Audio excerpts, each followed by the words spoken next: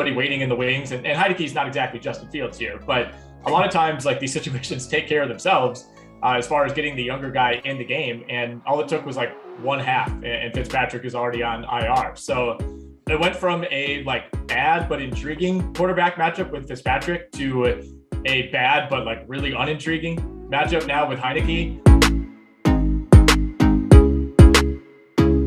Hello and welcome to Monkey Knife Fight Live. Folks, I'm Connor Rowntree and we are joined today by Rotowire's Nick Whalen yet again to break down some Thursday night football. But before we get into anything to do with tonight's matchup, Nick, please tell us more about your t-shirt.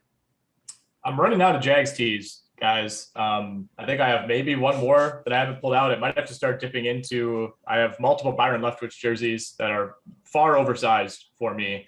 But as you see here, I'm going with a white one today. It says AFC Conference Champions. If you know the history of the NFL, the Jaguars have never, in fact, won the AFC. So I think off air, we've deduced that this is one of those like donations where they pre-print the shirts and then they got to go somewhere. I mean, the Jags have been to the AFC title game twice. I assume this is from the initial run back in like 99 when they ended Dan Marino's career, beating him by 55 points and then lost to the Titans.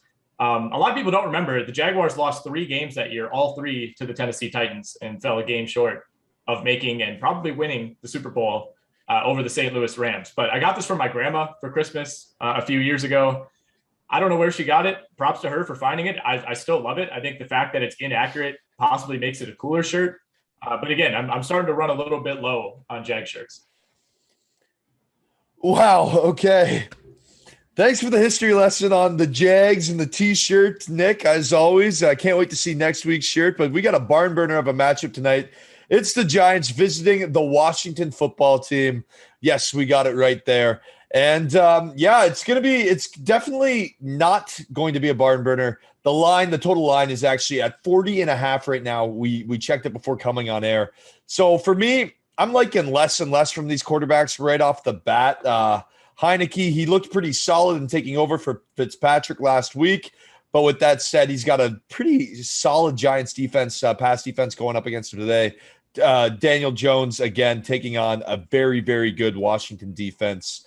And I think for both teams, if there's going to be a key to success, it's going to have to be run the football. So I think both teams are going to stress running the football.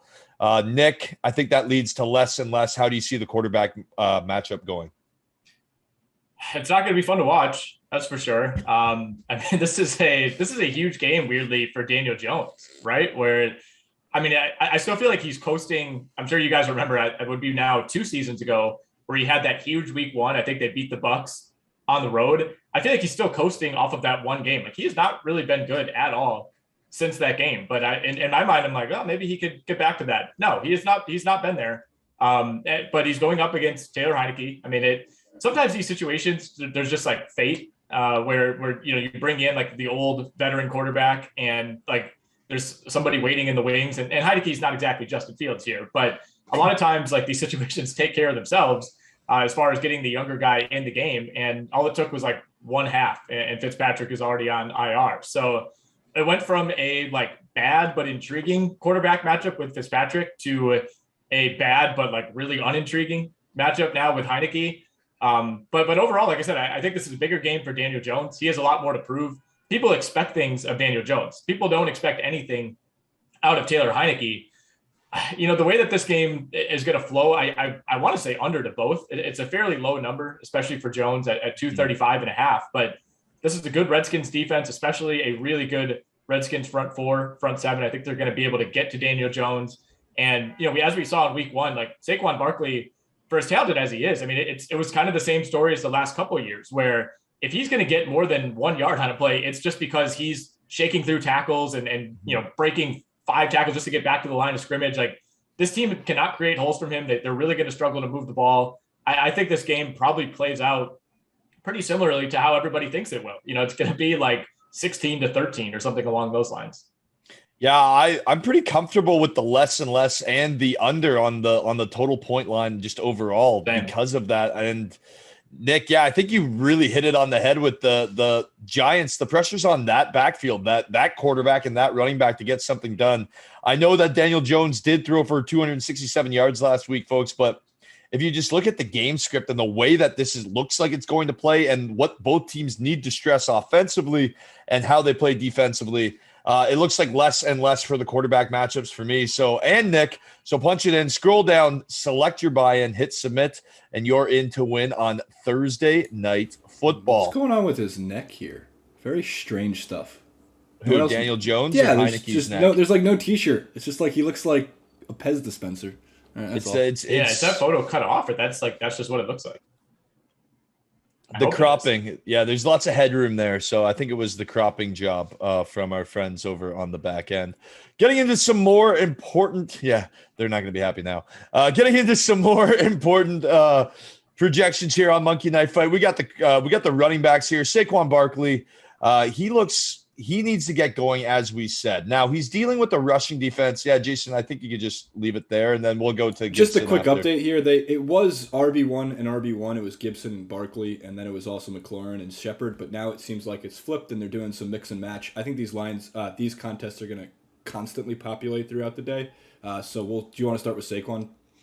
Yeah, let's start with Saquon, Okay. Saquon and Scary Terry, but we'll start with Barkley first. I think because that was the storyline that we were just alluding to, that the Giants need to get their run game going for me, just sitting back watching them last week as a guy that drafted Saquon on one of my teams, it's like, what?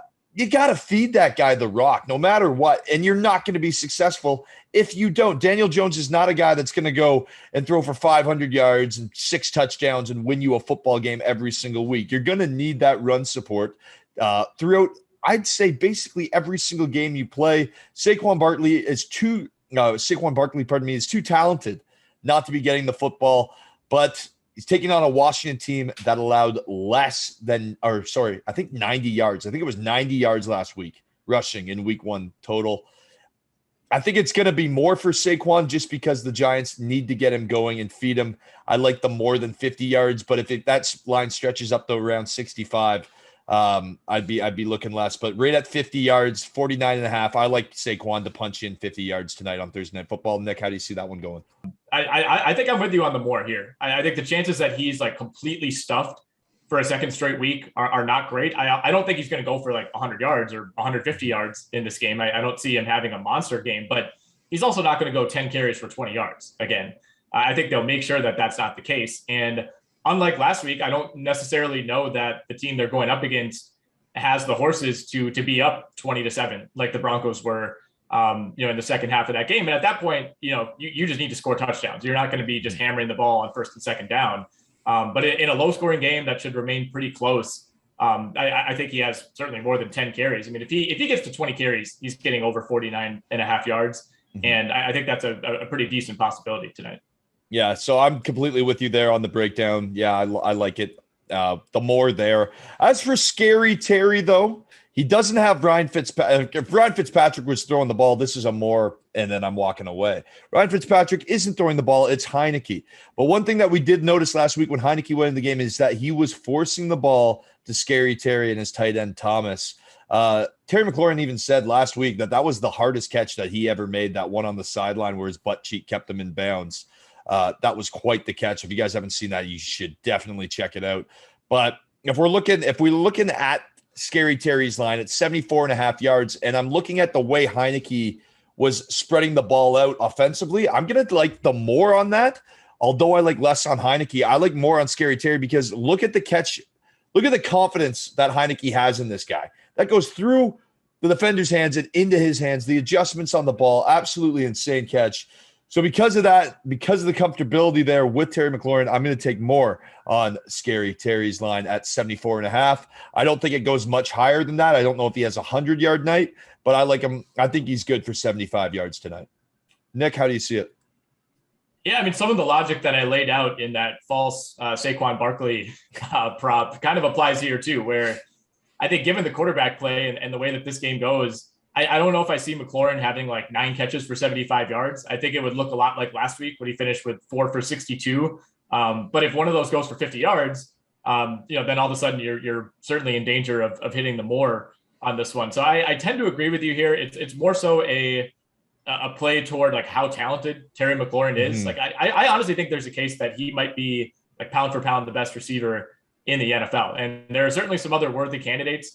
Maybe he's not number one, but if he was playing with like even borderline competent quarterback play, I think we think of this guy completely differently. And I think people, who follow the NFL closely and follow fantasy closely, certainly, have respect for Terry McLaurin, but I don't think the average fan, if you're like, name the top 5 receivers in the league, I don't think the average person is naming Terry McLaurin, let alone knows who Terry McLaurin is. So, I think he's an immense talent. And I would also dare anybody to name, myself included, name another receiver on this Washington team. If you're Taylor Heinecke, you're going to be either checking down to the running back, hitting Logan Thomas over the middle, or throwing to Terry McLaurin. Like, I don't think there's anyone else you trust in this offense.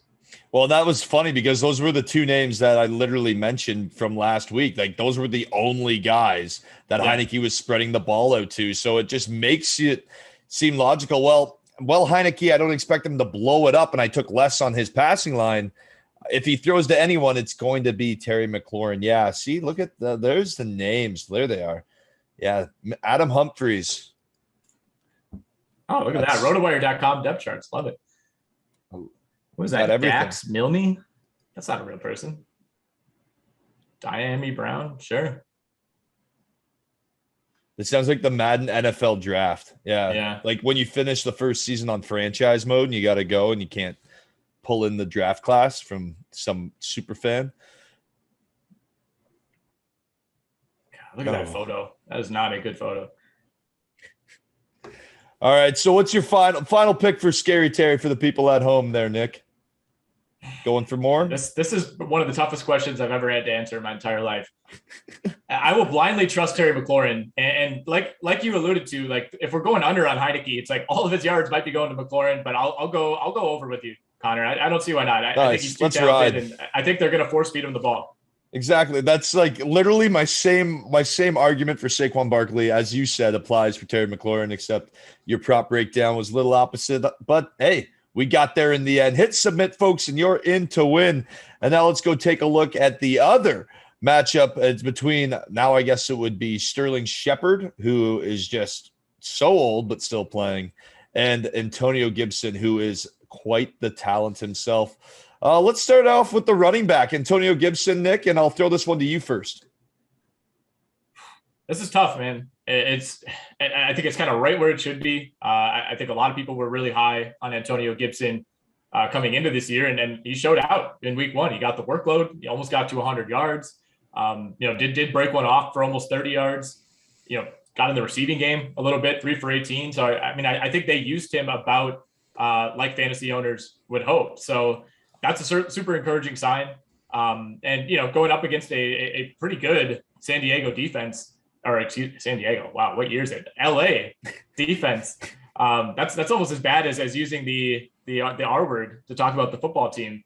But I think he can go over. I don't see why not. I think if we're low on the quarterbacks in this game, I think we probably see it being a game that's decided on the ground.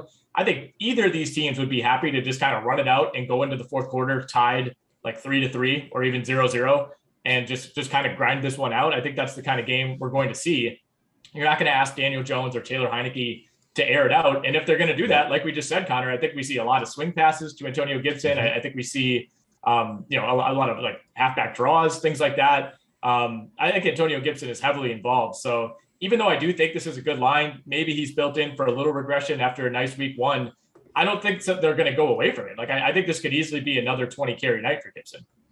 Yeah, I completely agree with you. I had the more in my notes as well. And I agree. The line is placed at a difficult spot at the 70 yards, but it's in that comfort zone for me where just because of the game script that we are now both projecting, it looks like it's going to be run heavy. And that just means feeding Antonio Gibson the rock up the middle to the outside, anywhere you can get him in space and let him use those legs that were super effective last week. Now, getting into Sterling Shepard, this one's tricky. This one's a tricky one. The line, he needs 60 yards for the more, 59.5 for the less. Had 113 yards last week on 9 targets and 7 receptions. Now, granted, Denver's pass defense, they had some guys get banged up during the game. What's his name is now on the IR, tore his hamstring. Forget that cornerback, but at the moment, but it'll come to me. Give me a minute. But either way, Sterling Shepard is now taking on a much more talented, for my sake, I would say, in Washington's defense.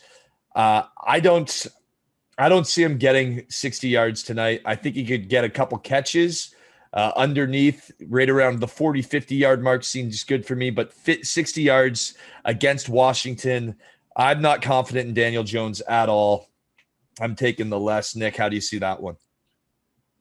This is really tough because it's almost like half of what he put up in week one. So you look at that number and say, like, of course he's going to go more. But I just don't know. I don't know. I mean, he's the number 2 / maybe number 3, depending on how you feel about Darius Slayton in this offense. I think if anybody is going to have a big receiving night, it's probably Kenny Golladay. I think he's clearly the number 1 guy, obviously, who they brought in free agency. He's got a lot of speed. He's got a lot of size. I wouldn't say it was fluky that Shepard had that week 1 because he's had some big games over the years, and he's been a steady presence. I think he's got to be up there as far as like longest tenured players on this team. Sure. Like he's a very good 2/3 receiver in this league. So I think it's certainly possible he goes more, and this number is low enough that it's tempting. But man, I again, I think we have to kind of follow our hearts with the quarterback play, and it would go against that to say, he hits more here when we're expecting, a relatively quiet night from Daniel Jones. So I'll ride the less on Sterling Shepard.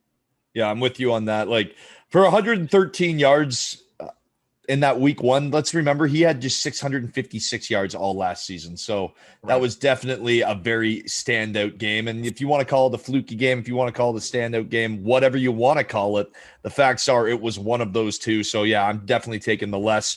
Folks, we're agreeing today. Nick and I on the same page, loving the t-shirt. That's what it is. Good vibes with the t-shirt. Nick, any other contests that you want to take a look at across Monkey Knife Fight for today? I don't have any up right now, but if Jason wants, I believe we're gonna. Yeah, I think we're gonna check out a maximum. I think we're gonna go all out here. Yeah, here we go. Let's have some fun. I think we agreed with the quarterbacks. We like the less and less. Yeah. So let's punch the more on Antonio Gibson and then Terry McLaurin. Let's get into the reception chat because this isn't yards. This is pure receptions. And if he's catching those swing passes, those screen passes, whether they go for 2 yards, guess what? A catch is a catch. Mm-hmm. I'm going to take more on that just because I like the playmaking ability, and I think that Washington is going to push the ball to him if they're going to push the ball to anybody that's not Antonio Gibson. Yeah, I like that more than the yards prop, honestly. So, yeah, that's an easy more for me on McLaurin. Like you said, I think there's a chance that he has like 6, 7, 8 catches and not a ton of yards. Just by virtue of how this team could struggle to push the ball. But 5.5, I like that quite a bit. And then Kenny Golladay. So, Jason, we're going to take more on Scary Terry's line of 5.5. And then for Kenny Golladay, as the number 1 receiver, as you just alluded to, coming in with less yards projected here at 55.5. His line is set on Monkey Knife Fight currently. The more or the less there, Nick? We're going more. Yeah. I love Kenny Golladay. Maybe too much. Maybe I'm overrating him here.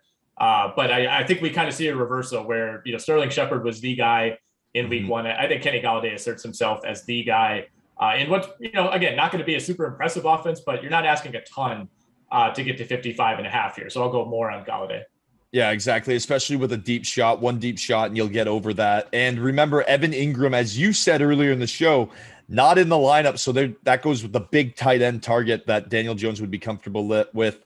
So why not move to the number 1 guy? Scroll down, hit submit, folks, and you're in to win. Nick, no, that's it. But I want to get your final thoughts here. Thursday night football. Who do you like going in to Thursday night? Man, I'm in a couple of pick'em leagues. One against the spread, one with my college buddies that's not against the spread, and it goes confidence points, so like 1 to 16, and I have 1 point on the Washington football team. So there's always somebody every week who tries to like get ahead and get 16 on the Thursday game, and then they feel good going into Sunday. That is a very flawed strategy. I'm going 1 on the Washington football team. So of all the games this week, this is the one I feel the least confident about. Yeah, I'm with you on that one, but I just think Washington at home, I think that could be the difference. I think the fans are causing a ruckus this year, as we're seeing with all the home games, in a good way, not a bad way. They're just excited to be back in the stadium. So I think the home field advantage, and I lean towards the stronger defense and the more in sync offense, dare I say, with a backup quarterback, which is kind of where the Giants are just awful. I'm leaving it there. Yeah, I didn't want to say it out loud, but that's basically what we're alluding to. Yeah. Yeah, sorry, Jason. Our producer on the back end is a Giants fan, so Nick and I have been polite all day, but time to lay down the law. I'm taking Washington, both on the money line and against the spread. Nick, thank you so much for joining us, and we'll see you soon for some more Monkey Knife Fight Live. Folks, make sure you follow along. His name on Twitter is at Whalen with a 1 in the middle there, and then I am Connor Rowntree at Sports with Tree. Cheers.